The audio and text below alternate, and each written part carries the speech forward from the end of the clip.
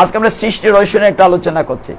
এই চ্যাপ্টারে অনেকগুলো, এই দ্বিতীয় স্কন্ধে প্রথম স্কন্ধে সৃষ্টি রহস্য অনেক কথা আছে। আমরা মাত্র একটু জায়গা টাচ করছি, মনে করেন 100-র মধ্যে 0.2 টাচ করছি, একটু জায়গা। আপনারা দেখছেন জয় গীতা চ্যানেল।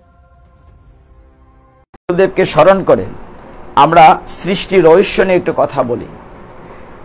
সৃষ্টি রহস্য দ্বিতীয় স্কন্ধে যেভাবে বিবৃত হয়েছে, এই দায়িত্বটা কাকে দেওয়া হয়েছিল? ভগবান কাকে দায়িত্ব দিয়েছেন সৃষ্টি করার জন্য? কাকে দায়িত্ব দিয়েছেন ভগবান? ব্রহ্মাকে। ব্রহ্মাকে কে সৃষ্টি করেছে? আগে তো আমরা সেখান থেকে যেতে হবে। ব্রহ্মা, আমরা কার থেকে আসছি? আমরা মানুষ, মনু শতরূপা থেকে। মনু শতরূপা কোত্থেকে এসছে? এখন মনু শতরূপার পিছনে আরো মানে যেতে যেতে একদম কোত্থেকে এসছে। এই জন্য দ্বিতীয় স্কন্ধে যে অধ্যায়গুলো আছে, ধ্যান বিধি, বিভিন্ন কামনা পূর্তির জন্য বিভিন্ন দেবতার মানে উপাসনার সৃষ্টি বর্ণন সবচেয়ে গুরুত্বপূর্ণ, এবং ব্রহ্মার বৈকুণ্ঠ দর্শন এবং ভাগবতের 10 লক্ষণ, এটা দ্বিতীয় স্কন্ধ।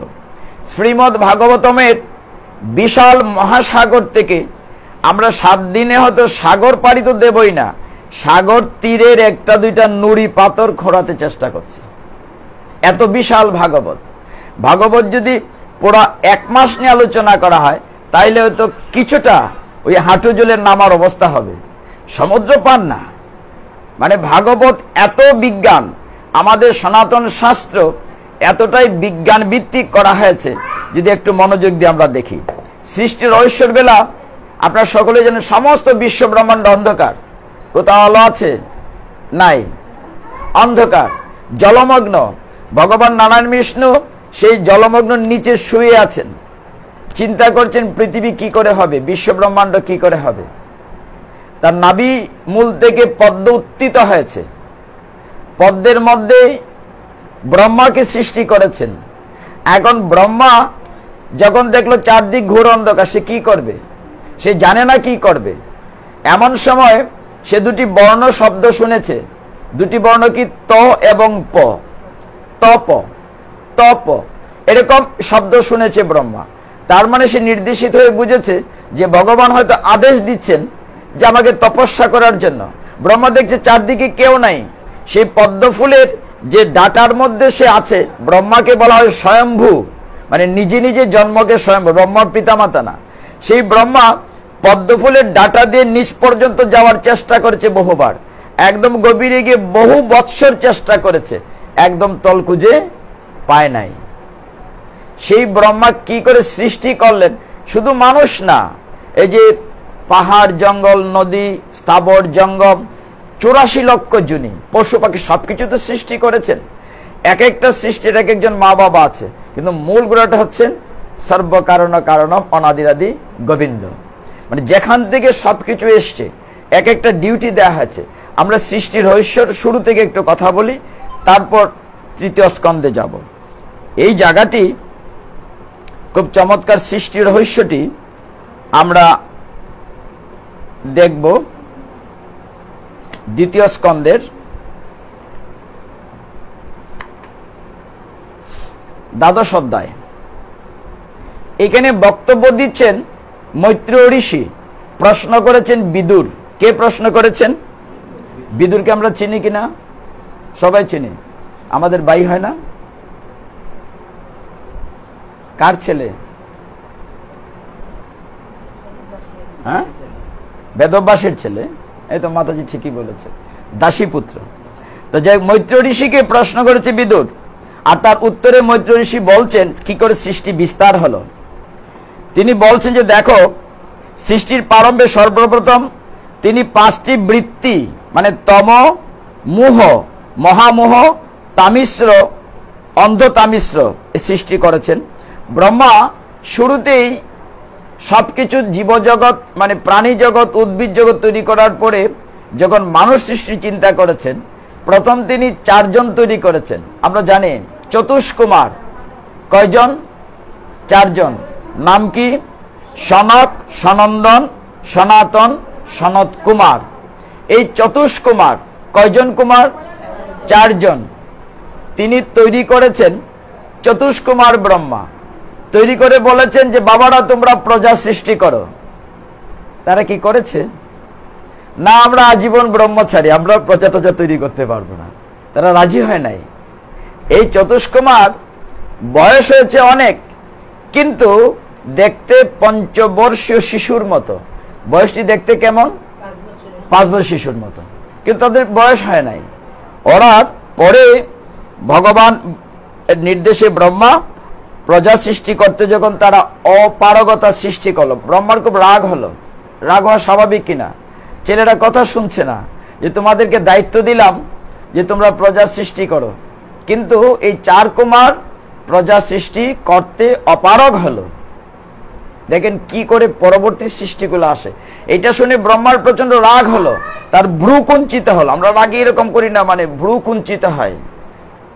ভ্রু কুঞ্চিত যখন হলো, তখন ললাট থেকে আরেকটা সৃষ্টি হলো, একটি শিশু। বলা হচ্ছে এমন একটি নীল লোহিত বালকের সৃষ্টি হলো, মানে ভয়ঙ্কর সৃষ্টি হলো। কিন্তু এই বাচ্চাটি তৈরি হয়ে ললাট থেকে ক্রন্দন করতে লাগলো, রুদন করতে লাগলো, কান্না করতে লাগলো। সে শিশুটি কান্না করছে বলে, রুদন করছে বলে তার নাম ব্রহ্মাজি রাখলেন রুদ্র। আমরা রুদ্রকে কিন্তু চিনি, রুদন চিনি না। রুদ্রকে বলেন তো? হ্যাঁ, ভৈরব। ভৈরবের একটি নাম হচ্ছে রুদ্র। তো হে জগৎ পিতা, হে বিধাতা, আমার নাম এবং থাকবার স্থান নির্দেশ করুন। সে ব্রহ্মাকে প্রণাম করে বলল, কান্না করছে, আমি কোথায় থাকবো, আমার কি নাম? তখন ব্রহ্মাজি চিন্তা করলেন যে যেহেতু তুমি জন্মগ্রহণ করা মাত্রই উৎকণ্ঠিত রুদন করছো, কাজে তোমাকে সবাই রুদ্র বলে ডাকবে। তাহলে রুদ্র নামটা আমরা পেলাম। যখন রুদ্র আসলো পৃথিবীতে, তাকে দায়িত্ব দেয়া হলো। তিনিও সেই দিকে গেলেন না, কিন্তু তাকে ভগবান নির্দেশনে ব্রহ্মাজি অনেকগুলো স্ত্রী দিয়েছিলেন, যে সকলেই তোমার স্ত্রী। এখানে সুন্দর নাম আছে। তার আগে যখন তিনি পৃথিবী, সূর্য, চন্দ্র, পঞ্চভূত তৈরি করলেন, তারপর তিনি বলেন যে দেখো, তোমার নাম মন্নু, মনু, মণিহাস, মহান, শিব, অনেক নাম হবে। আর তুমি কি করবে? ধী, বৃত্তি, উষণা, উমা, নিযুত, সর্পি, ইলা, অম্বিকা, ইরাবতী, সুদা, দীক্ষা। বলছে এই 11 রুদ্রাণী তোমার পত্নী হবে। কতজন স্ত্রী দিলেন ব্রহ্মা থাকে? 11 জন। বাট তিনি এই দিকে দায়িত্ব পালন করলেন না, যে তুমি প্রজাপতির মতো। লোকপিতা ব্রহ্মার কাছ থেকে এই আদেশ পেয়ে ভগবান নীল লোহিত বল, আকার এবং স্বভাবে নিজের অনুরূপ প্রজা সৃষ্টি করতে থাকলেন। কি রকম করলেন দেখেন। তিনি তো রুদ্র, তিনি এমন ভয়ঙ্কর তৈরি করলেন, মানে তার মতো স্বভাবজাত। ফলে চারদিক বিশ্ব ব্রহ্মাণ্ড গ্রাস করে গিলে ফেলতে চাইল। ব্রহ্মা যেরকমটা চেয়েছেন তা হলো না, উল্টো হয়ে গেল। মনে হচ্ছে ধ্বংস করে যাচ্ছে। এই জন্য আমরা জানি ব্রহ্মা, বিষ্ণু, মহেশ্বর 3 জনের 3টা দায়িত্ব।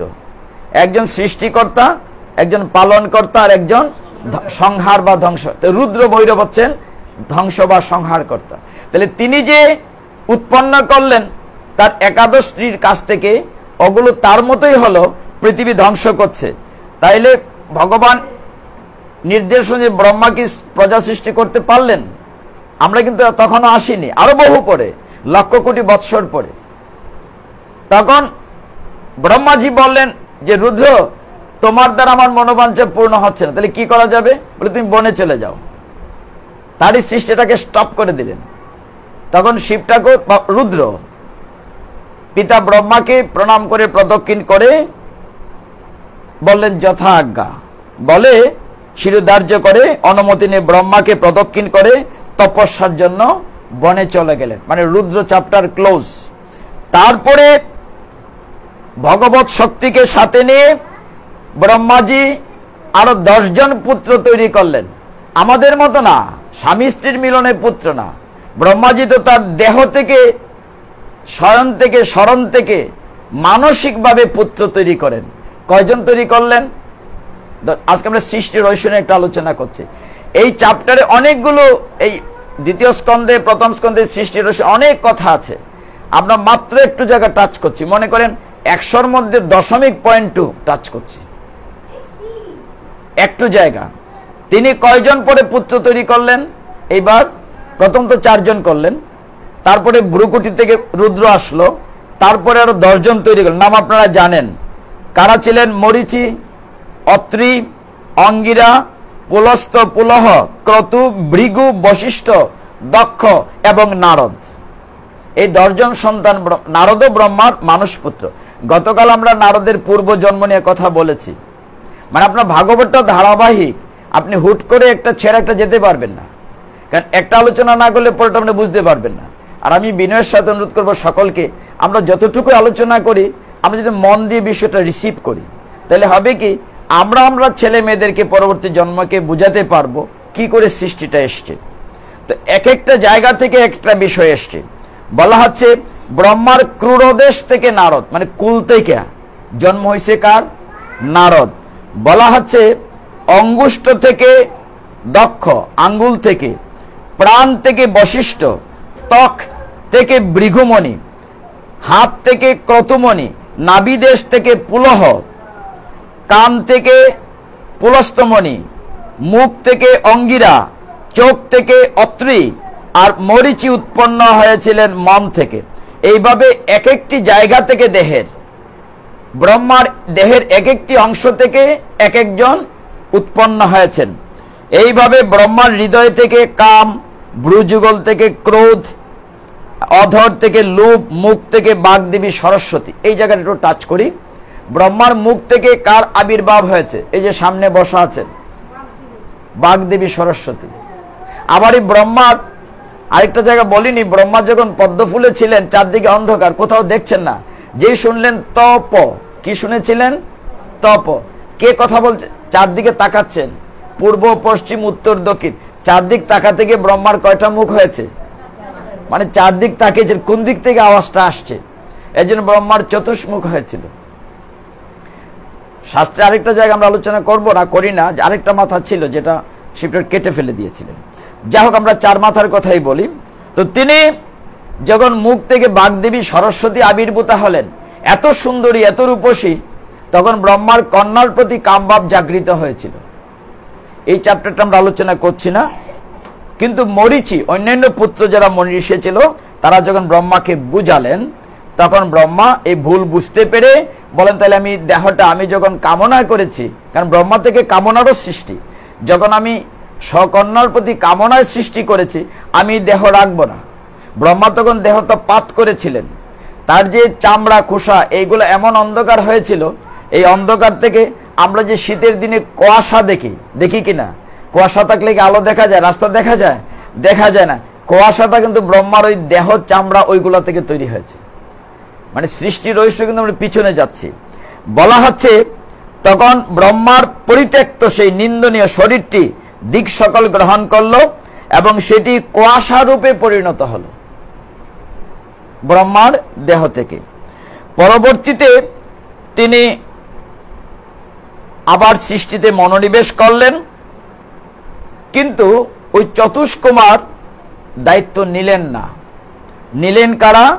তখন তিনি ব্রহ্মাজি নিজেই ভাবলেন যে মানুষ পুত্র দ্বারা সৃষ্টি হবে না, প্রজা সৃষ্টি হবে না, বংশবৃদ্ধি হবে না, তাহলে কি করতে হবে?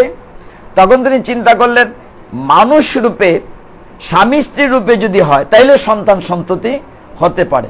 তখন তিনি বসে এক জায়গায় চিন্তা করলেন পুনর দেহটি নিয়ে। তখন তার দেহটি 2 ভাগে ভাগ হলো, ডান দিক এবং বাম দিক। ব্রহ্মার আরেকটি নাম হচ্ছে ক, একটা বর্ণ আছে না, ক খ, ক, ক থেকেই নাম এসছে কায়া। কায়া মানে কি? দেহ। আমরা বলি না কায়া, দেহ। যে কায় মন বাক্যে, কায় মানে দেহ। এই ব্রহ্মার ক থেকে চিন্তা 2 ভাগ হয়ে গেল, দক্ষিণ ভাগটা হলো পুরুষ আর বাম ভাগটা হলো স্ত্রী। এর জন্য স্ত্রীদেরকে আরেকটা নাম বলা হয় বামা। তো এইভাবে যখন তিনি 2 ভাগ হলেন, একদিকে আসলেন প্রথম স্বয়ম্ভবু মনু, আর আসলেন শতরূপা। এইবার আসেন সৃষ্টিতে। তার মানে কি হলো? প্রথম দিকে তারা দায়িত্ব পালন করলেন না, যে তার মানুষ পুত্ররা যখন নিজে 2 ভাগে বিভাজিত হয়ে স্বামী স্ত্রী রূপে স্বয়ম্ভবু মনু এবং শতরূপাকে জন্ম দিলেন, তখন তারা প্রজা সৃষ্টির জন্য পিতার কাছ থেকে এই জায়গাটি কি চমৎকার, আমরা আসব। দেখা গেল যে সেই স্বয়ম্ভুব মনু এবং শতরূপার কয়টা সন্তান ছিল আমরা জানি? প্রথম কয়জন সন্তান ছিল? পাঁচজন সন্তান ছিল। 5 জন সন্তানের মধ্যে প্রিয়ব্রত উত্তানপাদ আমরা পাবো, ধ্রুব মহারাজের কাহিনীতে আসবে। প্রিয়ব্রত উত্তানপাদ ছেলে ছিল, আর আকুতি, দেবহূতি, প্রসূতি 3 জন কন্যা ছিল। আকুতি, দেবহূতি আর প্রসূতি। স্বয়ম্ভুব মনু এবং শতরূপার কত সন্তান ছিল? 5 সন্তান। ছেলে 2 জন, মেয়ে 3 জন। ছেলে 2 জন হচ্ছে উত্তানপাদ আর প্রিয়ব্রত, সেখান থেকে আমরা ধ্রুবরাজের কাহিনীতে আসব। আর তার 3 কন্যা আকুতি, দেবহূতি, প্রসূতি, এবং 3টি কন্যাকে অনেক মুনি ঋষির সাথে বিয়ে দিয়েছেন, তারপরে বংশবৃদ্ধি হয়েছে। স্বয়ম্ভুব মনু প্রথমা কন্যা আকুতিকে বিয়ে দিয়েছেন রুচি নামক ঋষির সাথে। মধ্যমা কন্যা দেবহূতিকে দিয়েছেন কর্দম ঋষির সাথে বিবাহ, আর প্রসূতিকে দক্ষ প্রজাপতির সাথে বিবাহ দিয়েছেন। এই 3 কন্যার সন্তানদের দ্বারাই আস্তে আস্তে জগৎ ভরে গিয়েছে। তাহলে আমরা কোত্থেকে আসলাম? এই স্বয়ম্ভুব মনু এবং শতরূপা থেকে আমরা তাদের বংশধর। এই মনুর বংশধর বলে আমরা আমাদেরকে কি বলি? মানুষ। মনু থেকে শব্দটা এসছে, আমরা হলাম মানুষ। আমরা কি বুঝতে পেরেছি এইটুকুন? আমি কঠিন জায়গাগুলো বাদ দিচ্ছি, শুধু সহজ জায়গাগুলো আলোচনা করছি। এখন দেখুন, ভগবান যখন তৈরি করলেন, যখন প্রত্যেকে বিভিন্ন মুনির সাথে বিয়ে দিলেন, এক পর্যায়ে দেখা গেল বিদুর প্রশ্ন করছে মৈত্রী ঋষিকে যে স্বয়ম্ভুব ব্রহ্মার প্রিয় পুত্র মহারাজ স্বয়ম্ভুব মনু প্রিয় পত্নী শতরূপাকে লাভ করে তারপর কি করলেন প্রশ্ন করেছেন। প্রশ্নের উত্তরে বলা হচ্ছে, মৈত্রীয় বললেন, স্বীয় পত্নী শতরূপার সাথে যখন স্বয়ম্ভুব মনু পৃথিবীতে এসে প্রজা সৃষ্টির দায়িত্ব নিলেন, কিভাবে? স্বয়ম্ভুব মনু এত ভালো ছেলে, সে ব্রহ্মাকে প্রণতি করেছে। পিতা আদেশ দিয়েছেন, যাও তুমি বংশবৃদ্ধি করো সৃষ্টির রহস্যে। তিনি বলেন, হ্যাঁ আপনার আদেশ, এজ ইওর অর্ডার। প্রণাম করেছে। কত বড় পিতৃভক্ত মনু, ব্রহ্মাকে প্রণাম করেছে। ব্রহ্মা খুব খুশি হয়েছেন যে ব্রহ্মাকে বলেছে, আমাকে আদেশ করুন পিতা, আমাকে কি করতে হবে। শুধু এই কথাটি শুনে আমরা কি শিখবো ভাগবত থেকে? পিতা মাতাকে শ্রদ্ধা করার এখানে শিক্ষা দিচ্ছে। ভাগবত আমার কি শিক্ষা দিচ্ছে? ভাগবত পাঠ করে আমরা কি করব? মনু তার পিতাকে বলছে, আপনি যা অর্ডার করেন তাই আমি মানব। আর আগের ছেলেরা কথা শুনে নাই কিন্তু।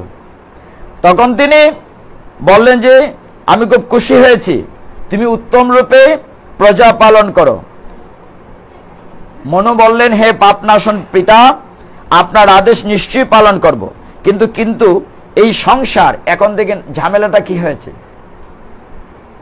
মনু বললেন, ঠিক আছে।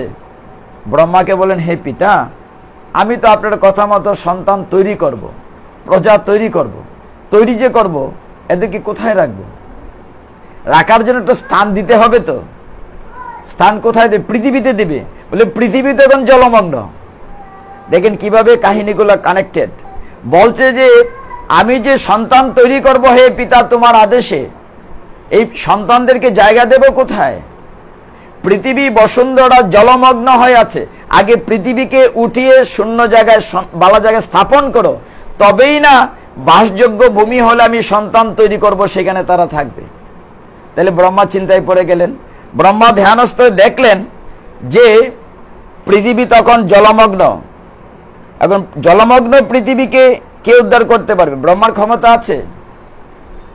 নাই। তখন তিনি আবার সেই বিষ্ণুর ধ্যান করলেন, যার নাভিপদ্ম থেকে তিনি তৈরি হয়েছেন।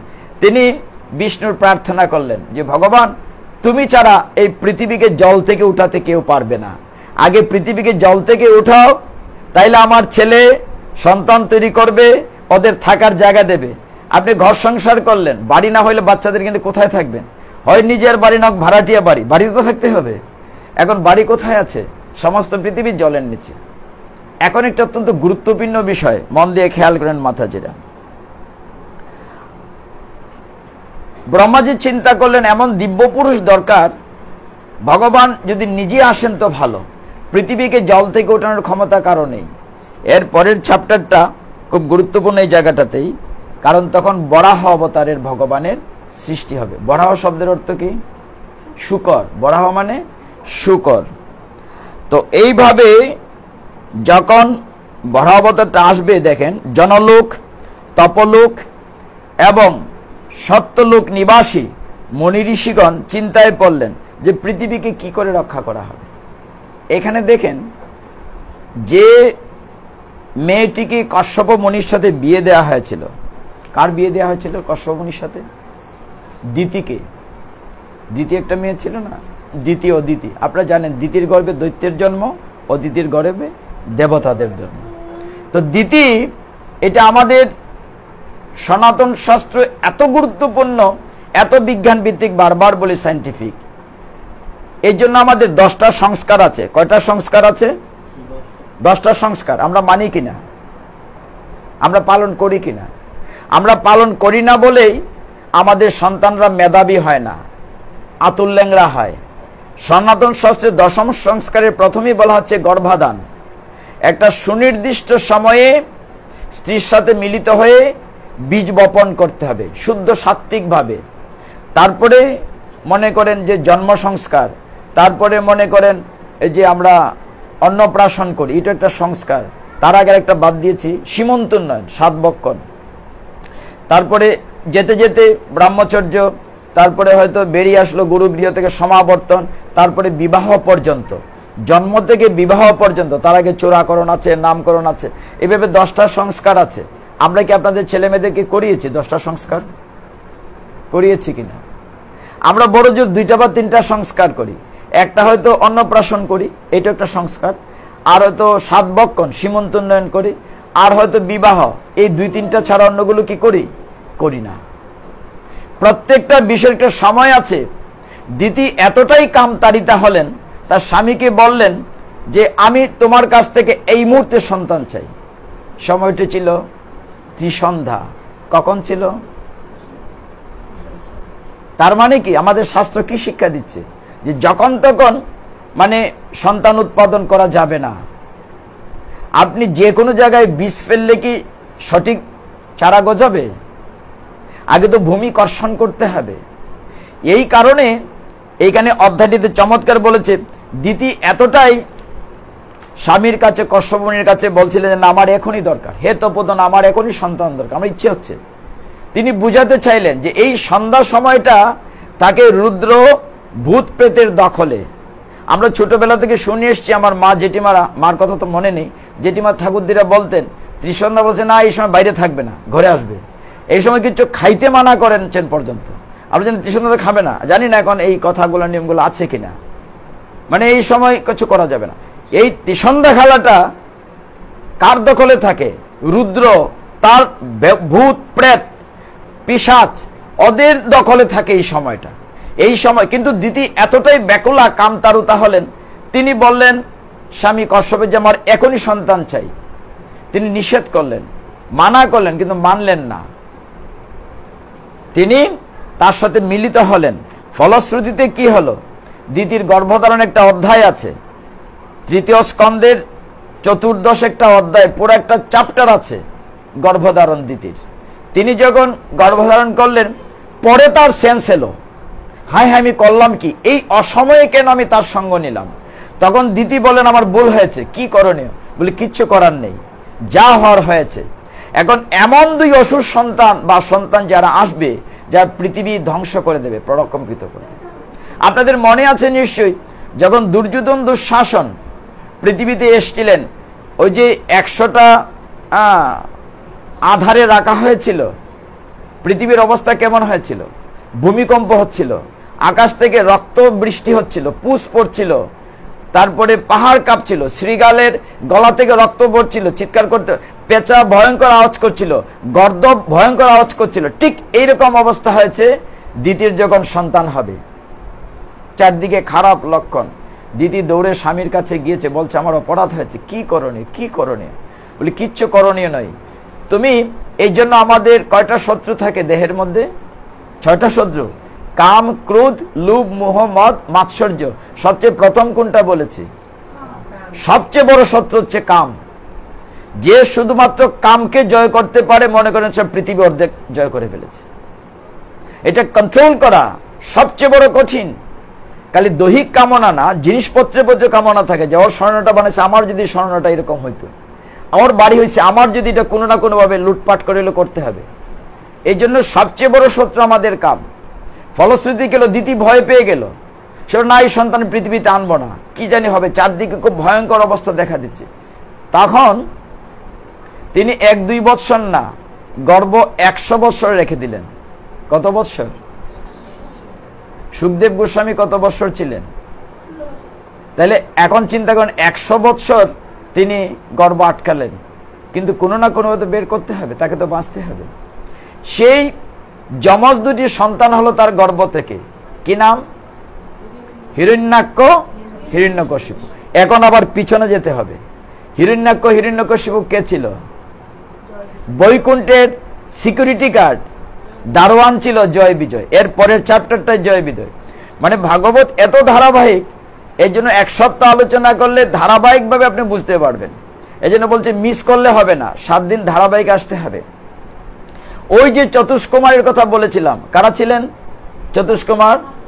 সনত, সনন্দ, তারপরে সনত কুমার, সনাতন। ওরা দেখতে কেমন? 5 বৎসর বালকের মতো, নেংটু ছিল। তাদের একবার ইচ্ছে হলো যে আমরা বৈকুণ্ঠে ভগবানের বাড়িতে ভগবান নারায়ণ লক্ষ্মীকে দেখতে যাব। তারা গিয়েছেন দেখতে, কিন্তু ছোট বালক বলে তাদেরকে পাত্তা দিচ্ছে না। তারা নন্দন কাননে গিয়েছেন, সরোবরে গিয়েছেন, বিভিন্ন জায়গায় যেখানে পাক পাকালি গুঞ্জন করছে, সে সুন্দর একটি বনে গিয়েছেন। অপ্সরারা নৃত্য করছে। ভগবানের বৈকুণ্ঠেতে জানেন ঘটনা কি? ভগবানের বাড়িতে সকলেই ভগবান, মানে তার যে দ্বাররক্ষী সকলের 4 হাত, সকলের গায়ের রং নীলাভ। মানে নারায়ণের চাকর বাকর যারা আছে সবই ভগবানের মতো দেখতে, শঙ্খচক্র গদা পদ্মধারী। এই কারণে তাদের ভ্রম হচ্ছে। যখন ঘুরতে ঘুরতে একদম দ্বাররক্ষীর কাছে গিয়েছেন জয় বিজয়, তাদেরকে বলে, এই খোলো, দরজা খোলো, আমরা ভগবানের সাথে দেখা করতে যাব।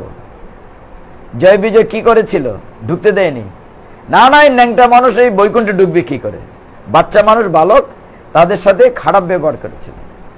তখন চতুষ্কুমার অভিশাপ দিয়েছিলেন, হে জয় বিজয়, তোমরা ভগবানের দ্বাররক্ষী বলে অহংকার করছো, যে তোমরা ভগবানের ডাইরেক্ট লোক বলে তোমাদের অহংকার হয়েছে। আমি অভিসম্পাদ দিচ্ছি, তোমরা নিম্ন জুনিতে তোমরা যাবে, তোমরা দৈত্য দানব হবে, অসুর জুনিতে যাবে, ভয়ঙ্কর রূপ ধারণ করবে। এটা শুনে তারা ভয় পেয়ে গিয়েছিল জয় বিজয়। তারা ক্রন্দন করেছে ভগবানের কাছে। তখন লক্ষ্মী দেবী সহ ভগবান বেরিয়ে এসেছিলেন। এখানে তুলসী দেবীর কথা আছে। ব্যাপারটা হচ্ছে যে এত বড় ভাগবত, শুরুতেই বলেছি এটা মহাসাগর। আমি যদি 1 সপ্তাহ দিয়ে সারা রাত দিনও কথা বলি, ওই সাগর না, সাগরের তীরের 1-2টা নুড়ি কোরানো সম্ভব হবে না। এত বিশাল শ্রীমদ্ ভাগবতম। কতটা শ্লোক বলেছিলেন আপনারা? মাত্র 18,000 শ্লোক। তো সেই ভাগবতমে আমরা যে জায়গাটিতে আছি, অর্থাৎ 3য় স্কন্ধে এখন আছি, এই জায়গাটিতে 3য় স্কন্ধের 14দশ অধ্যায়ে পরে যখন আমরা যাচ্ছি জয় বিজয়ের কাহিনীটি, এই কাহিনীটি হচ্ছে 15দশ অধ্যায়। তো নৈশ্রেয়স নামক কাননে ঢুকে অভিশাপটা যখন দিয়েছিলেন দ্বারের কাছে, তারা কান্না করছে। ভগবান স্বয়ং লক্ষ্মী দেবীকে নিয়ে আসছেন, চারদিকে সুগ্রাণ। ভগবান যেদিকে রাস্তা দেন সুগ্রাণ হবে কিনা? রাধারানীর 25টা গুণের মধ্যে একটি ঘ্রাণও আছে, কৃষ্ণেরও ঘ্রাণ আছে। যখন রাধারানী চোখ মুজেছিলেন জন্মের পরে, কৃষ্ণ যখন নন্দমান কুলে করে গিয়েছিলেন, যখন দুইজনের দেখা হয়েছিল, কেন চোখ মুজেছিলেন রাধারানী? কৃষ্ণ দর্শন। যখন গোলক বৃন্দাবন থেকে পৃথিবীতে লীলা করার জন্য ভগবান বলেন, শ্রীমতী চলো আমরা যাই লীলা করতে, রাধারানী বলছেন, না আমি যাব না, আমি যাব না, আমি তোমাকে ছাড়া কাউকে দেখতে চাই না।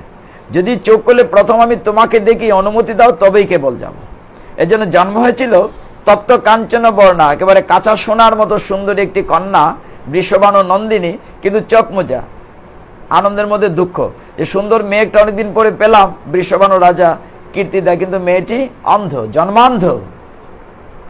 কিন্তু যখন নন্দ মহারানী কৃষ্ণকে কুলে করে নিয়েছিলেন, কৃষ্ণ যখন হামাগুড়ি দিয়ে রাধারানীর দোলনা পর্যন্ত গিয়েছেন, ঘ্রাণ রাধারানীর নাকে লেগেছিল যে নিশ্চয়ই এখানে কৃষ্ণ এসেছে। ওই কথাটি কেন বললাম? যখন নারায়ণ লক্ষ্মী দেবী বৈকুণ্ঠ থেকে বের হলেন, জয় বিজয়ের ক্রন্দন শুনে তারা অভিসম্পাদিত হয়েছে। কি হয়েছে? যে 5টি বাচ্চা আমাদেরকে অভিসম্পাদ দিয়েছে। ভগবান বলছেন তুমি তো চিনো না জয় বিজয় তোমরা। ওরা হচ্ছেন 5 জন মুনি, দেখতে বালক হলে কি হবে? তারা হচ্ছে ব্রহ্মার প্রথম সন্তান। ভগবান ইচ্ছে করলে তাদের শাপ মুক্ত করতে পারতেন, কিন্তু ভগবান এই শিক্ষা দিয়েছেন যে মুনি ঋষিদের কথা যেন ব্যর্থ না হয়। তখন জয় বিজয়, ওইখানে ঘ্রাণের কথা অনেক বলা হয়েছে। লক্ষ্মীদেব নারায়ণ যখন বেরিয়েছেন তার পা থেকে তুলসীর ঘ্রাণ করছিল, মানে তুলসী পাতার একটা ঘ্রাণ আছে, এরকম সুবাস ছড়িয়েছিল চারদিকে। তখন তিনি বলছেন ঠিক আছে, তোমরা যেহেতু অভিসম্পাত হয়ে যে তোমরা যাও মর্তে, দুটো বিষয় আছে। তোমরা যদি আমার মিত্র হয়ে থাকতে চাও, বলছে না আমরা এই বৈকুণ্ঠ ছেড়ে যাব না, ভগবান আপনার চরণ সেবা থেকে আমরা বঞ্চিত হব না। জয় বিজয় খুব কান্নাকাটি করেছে যে তোমার চরণ ছাড়া হবে না। তখন ভগবান বলছিলেন বৈকুণ্ঠে তোমরা নিচে যেতেই হবে, যেহেতু অভিশাপ দেয়া হয়েছে। তোমরা ফিরে আসতে পারবে বৈকুণ্ঠে? বলে আসবো। আসবো কি করে আসবো? বলে দুটো পথ আছে। যদি আমার মিত্র হয়ে থাকো তাহলে বহু জন্ম লাগবে এখানে ফিরে আসতে, আর যদি শত্রু হয়ে জন্মাও তাহলে তাড়াতাড়ি আসতে পারবে, 3 জন্মেই চলে আসবে। তাহলে আমরা শত্রু হয়েই আসবো। কি হয়ে বলছে? যে আপনার শত্রু হয়েই আসবো, তবু তাড়াতাড়ি বৈকুণ্ঠে এসে ভগবান তোমার চরণ সেবা করতে চাই। মানে কথাগুলো কিন্তু কানেক্টিং। তখন ভগবান ঠিক আছে, তোমরা এক জন্মে হবে হিরণ্যাক্ষ হিরণ্যকশিপু, আরেক জন্মে হবে ত্রেতা যুগে গিয়ে রাবণ আর কুম্ভকর্ণ, আর দাপর যুগে গিয়ে হবে শিশুপাল দন্তবক্র। মানে 3টা জন্মে। তখন ভগবান বললেন তবে একটা বিষয় আছে, তোমাদের মৃত্যু আমার হাতে হতে হবে। মানে ভগবানের হাতে মৃত্যু হলে তারা মুক্তি পাবে, মুক্তি পেয়ে তারা আবার বৈকুণ্ঠে চলে আসবে। আপনাদের মনে আছে যে ভগবানের হাতে মৃত্যু হলে যে মুক্তি পাওয়া যায়, এই কথাটি বারবারিকরে তার গ্র্যান্ডমাদার বলেছিলেন না, তার দিদিমা বলেছিলেন যে ভগবানের হাতে মৃত্যু হলে বারবারিক তুমি ভগবত ধামে চলে যাবে। তো বল যাই, গিয়ে বলে আমাকে মেরে ফেলো। তখন হিরম্বার কথা কি হয়েছিল? যে না না, ভগবানের তো খেয়ে দিয়ে কাজ নাই, ভগবানের গেলে কি ভগবান মেরে ফেলবে? না, তোমার এমন একটা পরিবেশ তৈরি করতে হবে যাতে ভগবানের হাতে তোমার মৃত্যু হয়। তো সেই জয় বিজয়ের 2 জন হচ্ছে হিরণ্যাক্ষ হিরণ্যকশিপু। তারা যখন আসলেন পৃথিবীতে, চারদিকে অমঙ্গলের চিহ্ন, ভূমিকম্প হচ্ছে, পৃথিবীতে রক্তবৃষ্টি হচ্ছে, পুষ বৃষ্টি হচ্ছে, শ্রীগালে চিৎকার করবে কি গলা দিয়ে রক্ত বেরোচ্ছে, গর্দবে বিচ্ছিরি আওয়াজ করছে, পেঁচা ডাকছে, পৃথিবীতে সমুদ্রের জল উছলিয়ে উঠতেছে, সমুদ্রের জলের সাথে যে জলের প্রাণী মাছ কুমির ওইগুলো ডাঙ্গায় পড়ে ছটপট করে মরে যাচ্ছে। মানে চারদিকে শুধু কুলক্ষণ কুলক্ষণ। এই সময় 2টি যমজ সন্তান জন্ম নিয়েছে, হিরণ্যকশিপু আর হিরণ্যাক্ষ। যদিও যমজ, এখানে প্রথম পৃথিবীতে এসছে হিরণ্যাক্ষ, পরে পৃথিবীতে আসছে হিরণ্যকশিপু। কে বড়? আমরা তো তাই বলবো হিরণ্যাক্ষ বড়, কিন্তু অ্যাকচুয়ালি হিরণ্যকশিপু বড়। এখন একটু বুঝেন, মনে করেন এরকম একটা টিউব আছে, একটা ছোট শিশি আছে, ওইটাতে একটা মার্বেল দিলেন, আরেকটা মার্বেল দিলেন, মানে ছোট একটা বল দিলেন 2টা। এখন উপর করে ঢেলে দিলেন, কোন মার্বেলটা পরে আগে কোনটা দিয়েছে সেটাকে আগে বেরোবে না পরেরটা আগে বেরোবে? তাহলে কে বড় হলো, যে পরে আসলো না আগে আসলো? হ্যাঁ, তার মানে হিরণ্যকশিপু বড়। বীজটা তো আগের বীজ বপিত হয়েছে নিচে, পরে যে বীজটা যখন জাইগুট বলি আমরা বিজ্ঞানের ভাষায়, ফার্টিলাইজেশন, যখন ডিম্বাণু শুক্রাণু মিলিত হলো, প্রথম কিন্তু হিরণ্যকশিপু। পৃথিবীতে আসছে হিরণ্যাক্ষ আগে, কিন্তু হিরণ্যকশিপু বড়। সেই হিরণ্যাক্ষ বের হওয়ার পরের দৃশ্যটা অদ্ভুত হয়ে যাবে। বের হওয়ার সাথে সাথে 2 ছেলে এত বড় হলো, ভাগবত বলছে এখানে বড় হতে হতে তাদের মাথা আকাশে টেকেছে, এত বিশাল হলো হিরণ্যকশিপু হিরণ্যাক্ষ। মানে এত বিশাল দেহ হলো। আর ওইদিকে পৃথিবী তখন কোথায় আছে? জলমগ্ন। দেখেন, একটা বলতে আরেকটা যেতে হচ্ছে না। ভাগবতের ধারাবাহিক আছে, আমি ভাগবতের ধারাবাহিকের বাইরে যাচ্ছি না, অধ্যায়গুলো এইভাবে সেট করা। আমরা আছি মনে করেন 3য় স্কন্ধের 85 অধ্যায়ে, তারপরে তো 16 অধ্যায়ে চলে যাব। এইভাবে যখন হিরণ্যাক্ষ বের হলো, তার বিশাল গদা, তার হাতিয়ার কি গদা, পায়ে কিন্তু নূপুর আছে। সে কার সাথে যুদ্ধ করবে? সমানে সমানে কুস্তি, সমানে সমানে দুস্তি। এখন তার সমকক্ষ নাই, তার হুঙ্কার দেখে দেবতারা এমনি পালিয়ে গেছে, ফাইট করা লাগে নাই। মানে তার এই দেহ দেখে, ভয় দেখে, মানে তার হুঙ্কার দেখে দেবতারা এমনি স্বর্গরাজ্যে পালিয়ে গেছে। এখন ওর কার সাথে যুদ্ধ করবে লোক পাচ্ছে না। সমুদ্রে নেমেছে তার আঁটু জল, কার সাথে যুদ্ধ করবে? এমন সময় সে কি করলো, হিরণ্যাক্ষ তার গদা নিয়ে সে যুদ্ধ করবে কার সাথে? সমুদ্রের ঢেউয়ের সাথে। মানে এরকম জল ছুটছে, জলের সাথে গদা দিয়ে মারছে, মানে খেলছে আর কি, কোথাও যুদ্ধ করতে পারছে না। তাকে দেখে বরুণদেব, জলাধিপতি বরুণদেব ভয় পেয়ে পালিয়েছে। এই বরুণ আসো আমার সাথে যুদ্ধ করবে, কেউ তার যুদ্ধ করতে আসে না। সেই হিরণ্যাক্ষ যখন জলে খেলা করছে সমুদ্রে, ওইদিকে ব্রহ্মাজি প্রার্থনা করেছেন ভগবান নারায়ণের কাছে, কি করে সৃষ্টিকে রক্ষা করার জন্য মনু এবং স্বয়ম্ভু মনু শত্রুপা রাজি হয়েছে সন্তান উৎপাদন করবে, তাদেরকে রাখার স্থান নাই, পৃথিবী জলমগ্ন, হে নারায়ণ তুমি পৃথিবীকে উত্থিত করো।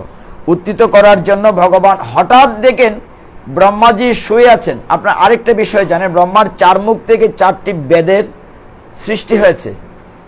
বেদও সৃষ্টি হয়েছে ব্রহ্মা থেকে, ঋক, সাম, যজু, অথর্ব।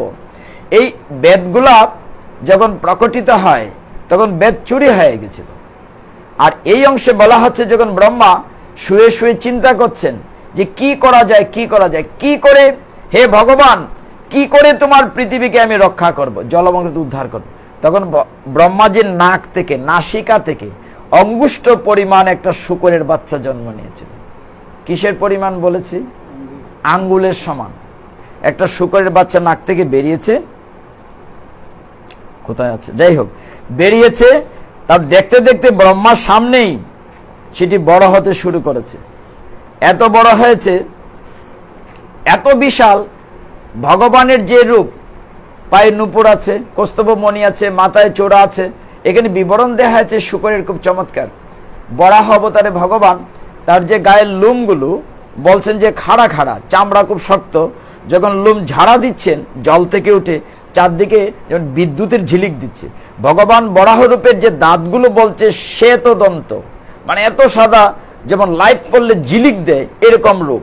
তো সেই হিরণ্যাক্ষ, হিরণ্যকশিপুর, তারা সেই দিগ্বিজয় 2 ভাই ছিল। তখন সেইখানে যখন জন্ম নিলেন ভগবান, বরাহ উপরে আবির্ভূত হলেন, সেটা 8শ অধ্যায়। আর 7শ অধ্যায়ে হিরণ্যাক্ষ, হিরণ্যকশিপুর জন্ম। তারপরে ভগবান বরাহের সাথে হিরণ্যাক্ষর যুদ্ধ, সেটি হচ্ছে আপনার 8শ অধ্যায় এই স্কন্ধে। কিরকম করে যুদ্ধ হলো? একটা পুরা অধ্যায় আছে, একটা পুরা চ্যাপ্টার যুদ্ধ হয়েছে। দৈত্যদের একটা নিয়ম আছে, আপনারা খেয়াল করবেন। অসুরদের, ওরা কিন্তু, আমি যেটা একদম সহজ ভাষায় বলি, দেবতারা যুদ্ধে জয়লাভ করার জন্য বিভিন্ন সময় ছলনা করেন, বিভিন্ন চালাকি, চতুরতা করেন, কিন্তু অসুররা চতুরতা করে না। করেছে? আমার তো মনে হয় না। যেমন এই ক্ষেত্রে দেখেন, যখন ভগবান গদা নিয়ে, মানে বরাহরূপী ভগবান, তিনি গদা নিয়ে যুদ্ধ করছেন, এক পর্যায়ে হাত থেকে কিন্তু গদা পড়ে গিয়েছিল সমুদ্রে। ইচ্ছে করলে হিরণ্যাক্ষ বরাহকে মেরে ফেলতে পারত। বরাহ দেখে প্রথম হিরণ্যাক্ষ কি বলেছিল, যে তার সাথে থেকে যুদ্ধ করছে না, তার সমকক্ষ কেউ নেই। বলছিল এই কোত্থেকে জঙ্গলি একটা ভূত এসছে, মানে জঙ্গলি পশু, তুই কোত্থেকে এলি? কিন্তু যে স্বয়ং ভগবান, সে তো আর জানে না। স্বয়ং ভগবান ভরাও রূপ ধারণ করে পৃথিবীতে এসছেন সৃষ্টি রক্ষা করার জন্য। অনেকক্ষণ ফাইট হলো, কেউ কাউকে হারাতে পারছে না, মানে 100 বৎসর ধরে যুদ্ধ হচ্ছে। এক পর্যায়ে গদা যখন পড়ে গিয়েছিল, হিরণ্যাক্ষ বলছেন আমি তোমার সাথে ফাইট করবো না, আমি নিরস্ত্র লুকরে মারি না, তুমি গদাকে উঠাও, তারপর তোমার সাথে যুদ্ধ করো। আর আমরা মহাভারতে কি দেখি, কর্ণের রথখানা যখন চাকার ডেবে আছে, তখন ভগবান অর্জুনকে বলছেন এইবার তুমি মারো। দুইটা 2 রকম না? অসুরটি কি করলো, হিরণ্যাক্ষ কি করলো? বলে যে না, তুমি নিরস্ত্র, তোমাকে আমি মারবো না, তুমি আমার সমান সমান অস্ত্র নাও, তোমার গদা ওটাও, তার সাথে আবার ফাইট করব। আর ভগবান কুরুক্ষেত্রের লীলায় কি করলেন, কর্ণকে বধ করার জন্য কর্ণের রথখানা যখন বিদে গিয়েছে, অবশ্য কর্ণ অভিসম্পাদিত ছিল, কারণ গুরুদেবের কাছে একটা মিথ্যে ছিল। 2 জায়গায় মিথ্যে বলবেন না। একটা হচ্ছে ডাক্তার আর একটা হচ্ছে গুরুদেব। কোন দুইটি জায়গা বলেছি? ডাক্তারকে মিথ্যে বলে চিকিৎসা হবে? ভুল চিকিৎসা হবে, আপনাকে সত্য গোপন রাখলে হবে না। আর গুরুদেবের কাছে কখনো মিথ্যে বলবেন না। গুরুদেবের কাছে কর্ণ মিথ্যে বলেছিল কিনা? কি বলেছিল? যে আমি ব্রাহ্মণ সন্তান। তার গুরুদেব কে ছিলেন? পরশুরাম। ভগবান পরশুরাম হচ্ছেন কর্ণেরও গুরুদেব, তারপরে বিশ্বদেবেরও গুরুদেব। কিন্তু পরশুরামের কাছে পরশুরাম বলছেন ব্রাহ্মণ সন্তান ছাড়া কাউকে ট্রেনিং দেওয়াই না। কর্ণ মাথা নাড়া করে ব্রাহ্মণ সেজে গিয়েছিল, আমি ট্রেনিং নেব। ট্রেনিং নিয়েছিল, সব বিদ্যা যখন শিক্ষা হয়ে গিয়েছে, গুরুদেব তাকে নিয়ে বেড়াতে বেরিয়েছেন কর্ণকে নিয়ে। যেতে যেতে গাছের নিচে বিশ্রাম করছেন, কর্ণ বসে আছে। কর্ণের কোলের মধ্যে ভগবান পরশুরাম মাথা রেখে শুয়ে আছেন। বিষাক্ত একটি বিচ্ছু, মানে মাকড়সার মতো এসে কর্ণের পায়ে কামড়াচ্ছে, রক্ত বেরোচ্ছে, এত ভয়ঙ্কর। কিন্তু পা নাড়া দিচ্ছে না। সে ভাবছে আজ নাড়া দেই, গুরুদেবের ঘুম ভেঙে যাবে, গুরুদেবের নিদ্রা বিঘ্ন হবে। আর এদিকে এত সহ্য করছে, রক্ত বেরোতে বেরোতে রক্ত গুরুদেবের পিঠের নিচে চলে গেছে, তপ্ত রক্ত। রক্ত তো গরম থাকে না, এটা গালে গিয়ে ঘুম ভেঙেছে পরশুরামের। চেয়ে দেখেন একটা বিষাক্ত মাকড়সা চলে যাচ্ছে, রক্ত বেরোচ্ছে কর্ণের পা থেকে। তখন তিনি বললেন, তুমি তো ব্রাহ্মণ না। এত সহ্য ক্ষমতা তো ক্ষত্রিয় ছাড়া কারো থাকার কথা না। ক্ষত্রিয় তো যোদ্ধা, মানে নাক পা মানে হাত পা কেটে গেলেও যুদ্ধ করে। তাহলে তুমি তো লুকিয়েছ, তুমি তো মিথ্যে বলেছো। বলো বলো, আজকে তুমি পরিচয় বলো, তুমি কি? তুমি কি ব্রাহ্মণ না ক্ষত্রিয়? সত্যি কথা বলো, ভস্ম করে দেব। পরশুরামকে ভয় পেয়ে বলছে, গুরুজি আমার অপরাধ হয়েছে, আমি মিথ্যে বলেছি, আমি সত্যিকার অর্থে ক্ষত্রিয়। তখন গুরুদেব বলছিলেন, তুমি আজকে যে মিথ্যার আশ্রয় আমার কাছে নিয়েছ, তোমাকে যে ব্রহ্মবিদ্যার জ্ঞান দিয়েছি, যখন তোমার সবচেয়ে বিপদ হবে, মৃত্যু সমাগত, ওই সময় অভিশাপ দিচ্ছি, ওই মন্ত্র তোমার স্মরণে আসবে না, ওই অস্ত্র তুমি ডাকলেও পাবে না। এই কারণে মৃত্যু সমাগত অবস্থায় কর্ণের রথ যখন যুদ্ধ করতে দেবে গিয়েছিল, কৃষ্ণগণ বলছিলেন, অর্জুন এইবার মারো, যদি রথ উঠিয়ে ফেলার তাকে মারতে পারবে না, রথে উঠে গেলে মারতে পারবে না, এখন তুমি মারো। অর্জুন বলছেন তো নিরস্ত্র, তাকে মারা ঠিক না, বলছেন এখনই মারো তুমি।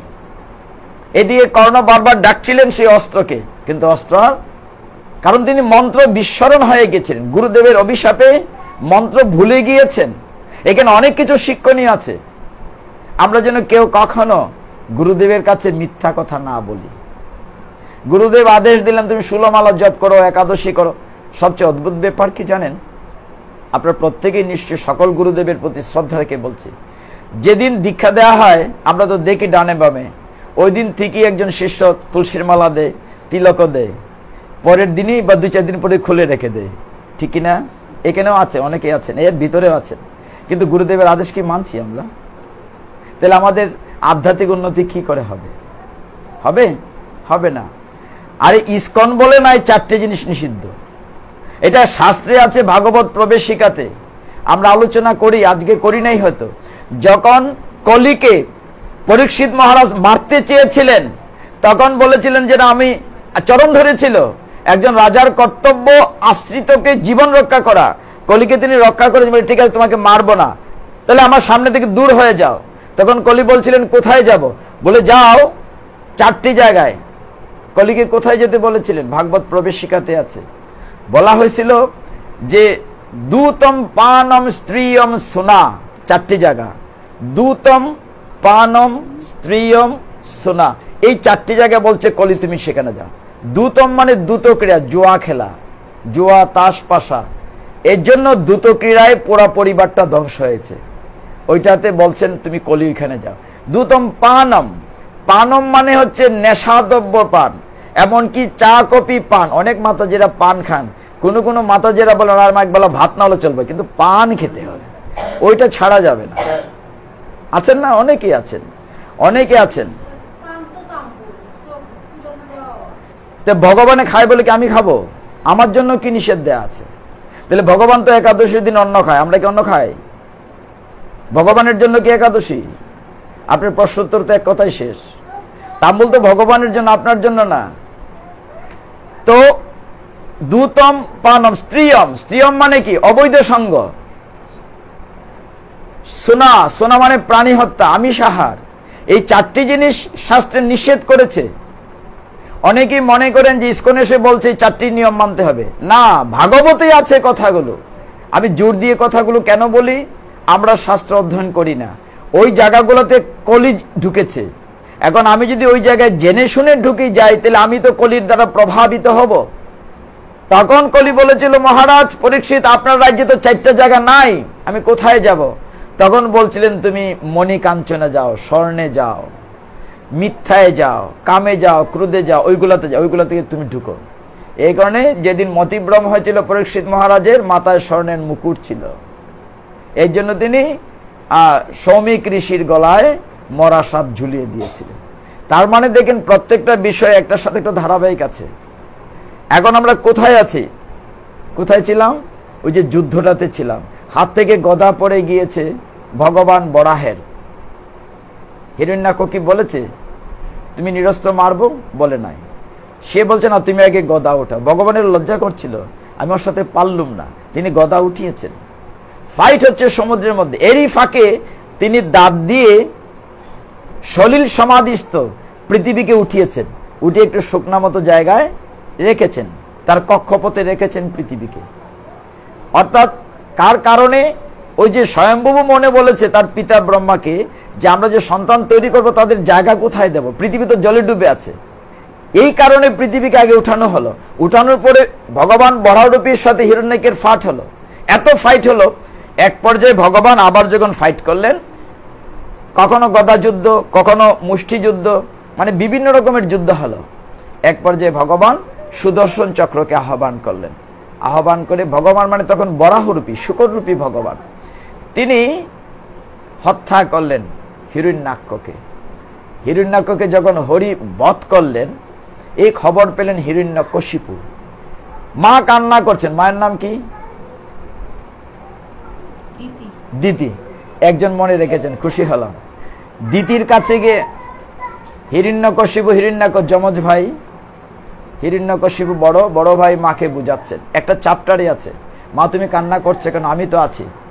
যে হরি আমার ভাইকে বধ করেছে, আমি তার প্রতিশোধ নেব, আমি হরিকে ছাড়ব না। এই জন্য হরি বিদ্বেষী হয়েছে হিরণ্যকশিপু। মানে প্রত্যেকটা কারণের পিছনে কারণ আছে। হিরণ্যকশিপু কেন এত হরি বিদ্বেষী হলো? তার ভাতৃ হত্যার প্রতিশোধ নেয়ার জন্য। যে হরি বরাহরূপ ধারণ করে আমার ভাইকে হত্যা করেছে, আমি তাকে ছাড়ব না। মা তুমি কান্না থামাও, আমি তার প্রতিশোধ নেব। যতই হোক, দৈত্য হোক, তবু তো মা তার সন্তান হারিয়ে কান্নাকাটি করছিলেন। এই চ্যাপ্টারের পরে হিরণ্যাক্ষ বধ একটা চ্যাপ্টার, আমরা এটা 49 অধ্যায় এই স্কন্দের, অনেক অনেক লম্বা চ্যাপ্টার। এই চ্যাপ্টারের শেষে একটি সুন্দর শ্লোক আছে, একটা শ্লোক উচ্চারণ করি। সেখানে বলা হচ্ছে যে 3য় স্কন্দের 49 অধ্যায়ের 38 নম্বর শ্লোকটাতে বলা হচ্ছে, এতন মহাপুণ্যমলম পবিত্রম ধন্যং যশস্যাং পদমায়ুরাশিয়াম প্রাণেন্দ্রিয়ানাং যুদি সর্যবর্ধনাং নারায়ণস্তে গৌতিরঙ্গ শৃণ্যতাম। অর্থ কি? বাংলায় বলছেন যে 38 শ্লোকে শ্রী ভগবানের এই হিরণ্যাক্ষ বধ বৃত্তান্ত অত্যন্ত পুণ্যময়, পরম পবিত্র, ধনপ্রদ, কীর্তিকর, আয়ুবর্ধক এবং আশীর্বাদের আস্পদ সম্পদ, যুদ্ধকালে প্রাণ ও ইন্দ্রিয় শক্তিবর্ধক। যে এই পুণ্য কথা একাগ্র চিত্তে ভক্তি ভরে শ্রবণ করে, অন্তকালে তার ভগবৎ গতি অবশ্যই প্রাপ্ত হয়। হরি বল। তার মানে কি? এই যে হিরণ্যাক্ষ বধ কাহিনীটা আলোচনা করলাম, এটা শেষের শ্লোকে কি বলা হয়েছে? এই 3য় স্কন্ধে বলা হচ্ছে যে ভক্তি ভরে হিরণ্যাক্ষ বধের এই কাহিনীটি শ্রবণ করবে, তার যশ বৃদ্ধি হবে, আয়ু বৃদ্ধি হবে, ধর্মলাভ হবে এবং জীবনান্তে সে সরাসরি ভগবত ধামে চলে যাবে। এই কারণে আপনাদেরকে অধ্যায়গুলো আমি কেন বলি, যে আমি হয়তো জীবন আরেকবার নাও বলতে পারি, এটি আমার জীবনের শেষ পাঠ হতে পারে কিনা, এই কথাটি আমার জীবনের শেষ কথা হতে পারে। কাজে যতটুকু পারা যায় ভগবানের সাথে যুক্ত থাকতে হবে। একটু ভাবুন তো, আমরা দুর্লভ মনুষ্য জন্ম পেয়ে আমরা কি করেছি? এখানে গড়ে যদি মনে করেন সকলেরই বয়স 25, 30, 40, 45 হয়ে গেছে, অনেকে 60, 65 হয়ে গেছে। এতদিনে যিনি পাঠালেন পৃথিবীতে, আমরা তার জন্য কৃতজ্ঞতা স্বরূপ কি করেছি? নিজেকে প্রশ্ন করি। যদি যারা লাইভে শুনছেন তারাও যদি নিজেকে এই প্রশ্ন উত্তরটা নেন যে পৃথিবীতে ভগবান কৃপা করে দুর্লভ মনুষ্য জন্ম দিয়েছেন, আমরা মানুষ রূপে, আমরা মাতৃগর্ভে ভগবানের সাথে যখন 7ম মাসে দেখা হয়েছিল, বলেছিলাম মাতৃজঠরের খুব কষ্টে আছি মা, ভগবান খুব কষ্টে আছি, আমাকে এই মাতৃজঠর থেকে, রক্তপুঞ্জ অন্ধকার থেকে রক্ষা করো, পৃথিবীতে আনো। আমি প্রতিজ্ঞা করে কথা দিচ্ছি আমরা কৃষ্ণ ভজন করব পৃথিবীতে এসে, প্রতিজ্ঞা করেছিলাম। কৃষ্ণ ভজিবার তোরে সংসারেতে আইনু। পরের লাইনটা বলবো না, পরের লাইনটা আপনারা সবাই জানেন, আমি বলতে চাই না। মিছে মায়ায় বদ্ধ হয়ে বৃক্ষ সম হইনু, কৃষ্ণ ভজিবার তোরে সংসারেতে আইনু। আমরা কিন্তু প্রতিজ্ঞা করে পৃথিবীতে সংসারেতে এসেছি, এসে আমরা প্রতিজ্ঞা নষ্ট করেছি। কেন? মিছে মায়ায়। মায়া মানে মিথ্যে। মায়া শব্দের অর্থ হচ্ছে মিথ্যে, যা সত্য নয়। মায়া, মা ইয়া, মা মানে না, যা নয় তাই মায়া। মা মানে না, যা নয় তাই মায়া। আমরা ছোটবেলা ওই রামপুর মাঠে ফুটবল খেলতাম, তখন দেখতাম অনেক দূরে যেন আকাশ লেগে আছে জমিতে, খোলা মাঠে। গ্রামে এখনো দেখা যেত, কিন্তু দৌড়ে যতই যান আকাশ কি মাঠে লেগে আছে? যা দেখি তা সত্য নয়। চাঁদনি রাত্রে উঠান দিয়ে দৌড়ালে দেখতাম চাঁদ আমাদের সাথে আসে। আসলে কি আসে? এরকম বোলের মধ্যে জল নিয়ে চাঁদ দেখা যায়, জলের মধ্যে চাঁদ আছে, আসলে কি আছে? এখানে নাই। মানে যা দেখ ওইটি মায়া। এই যে আপনার স্ত্রী, পুত্র, পরিজন, সংসার, সন্তান, সন্ততি, কেউ আপনার না। তারপর বলবেন যে আমি নেগেটিভ কথা বলছি, না, কেউ আপনার না, নবডি এলস, কেউ আপনার না।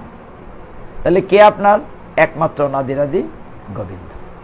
সবাই আপনাকে ছেড়ে চলে যাবে, কিন্তু গোবিন্দ আপনাকে ছেড়ে যাবেন না। ঠিক ওই জায়গাটিতে আমরা চেষ্টা করব, যতটুকুই আমরা বাকি দিন আছি পৃথিবীতে। পরীক্ষিত মহারাজ তো জানতে পেরেছিলেন তার আয়ু আছে মাত্র 7 দিন, কিন্তু আমরা তো জানি না 7 মিনিট 7 সেকেন্ড আছে। কিন্তু যতটুকুই আছি অতটুকু আমরা ভক্ত সঙ্গ করি, গ্রন্থ সঙ্গ করি, ভগবানের সঙ্গ করি।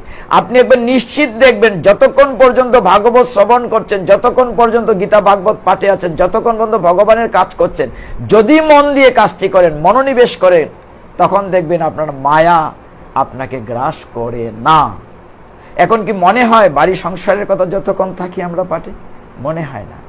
এর জন্যই পদকর্তারা বলেন, কৃষ্ণ হয় সূর্য সম, মায়া হয় অন্ধকার, যেতা কৃষ্ণ তথা নাহি মায়ার অধিকার।